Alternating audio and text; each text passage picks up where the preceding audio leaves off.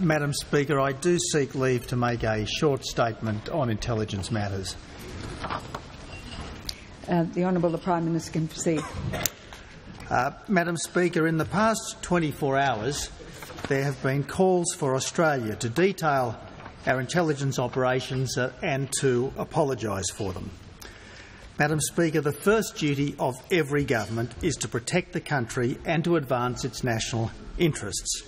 That's why every government gathers information and why every government knows that every other government gathers information. Madam Speaker, there is no greater responsibility for a Prime Minister than ensuring the safety of Australian citizens and the security of our borders, and that indeed is why we do collect intelligence. National security, Madam Speaker, requires a consistent determination to do what's best for Australia, and that's why this government will support the national security decisions of previous ones, as we will expect future governments to respect ours. Madam Speaker, Australia should not be expected to apologise for the steps we take to protect our country now or in the past, any more than other governments should be expected to apologise for the similar steps that they have taken.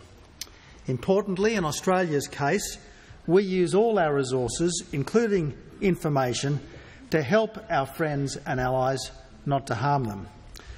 Similarly, Madam Speaker, Australia shouldn't be expected to detail what we do to protect our country any more than other governments should be expected to detail what they do to protect theirs. Others should ask of us no more than they are prepared to do themselves.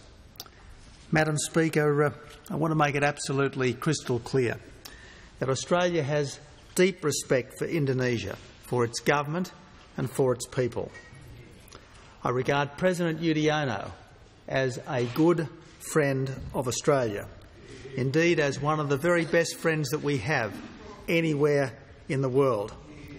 That's why, Madam Speaker, I sincerely regret any embarrassment that recent media reports have caused him.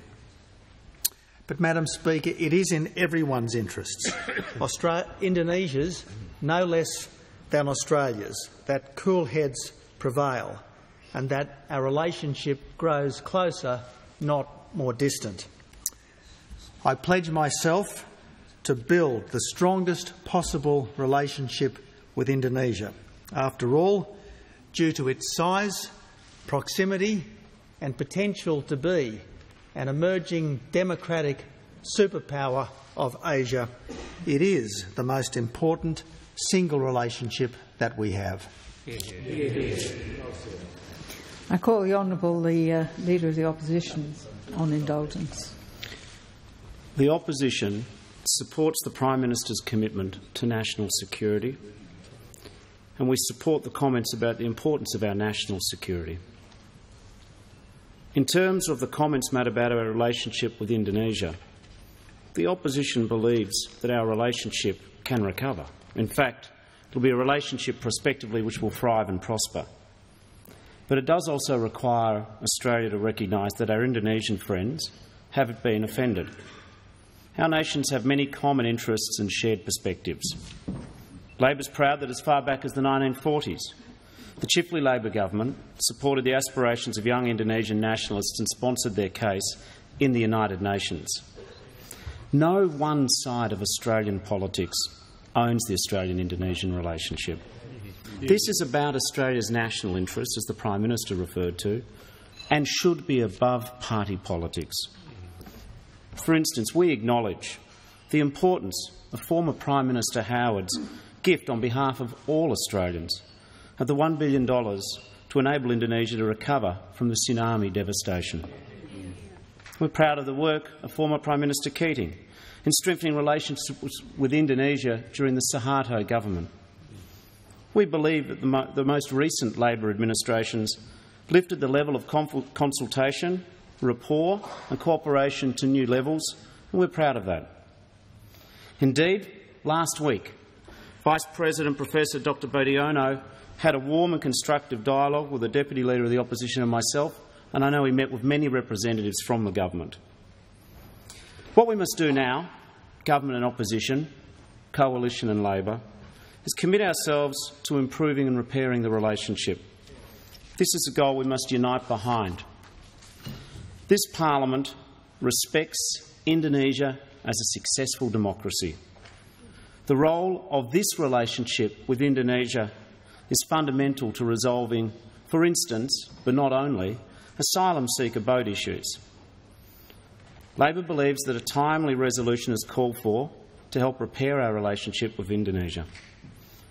I believe, for instance, that the example of the United States and the way that it handled a similar issue with Germany provides the opportunity for us to consider the same course of action. The days ahead remain of the utmost importance in working to remediate issues with Indonesia. We should not allow these matters to fester for very long at all. We should not allow this matter to taint our relationship going forward, and we encourage the government to redouble its efforts to ensure that this is not the case. We in the opposition do not underestimate the seriousness of this issue. We say to our Indonesian friends it's impossible to imagine our futures without positive and constructive friendship and dialogue between our governments and our peoples. We believe the Parliament should rededicate itself to the task of rebuilding the relationship. This is fundamental to our national interest. I can assure the Prime Minister, and let me be very clear about this, the opposition will fully cooperate in the task before us. We are willing to join with the government in any effort, in any briefings, in any discussions, in the pursuit of the task of rebuilding trust in this most important key relationship. Let me be very clear. Labor wants the government to be successful in rebuilding the relationship with Indonesia. This is what all sides need and want, a recovery of trust.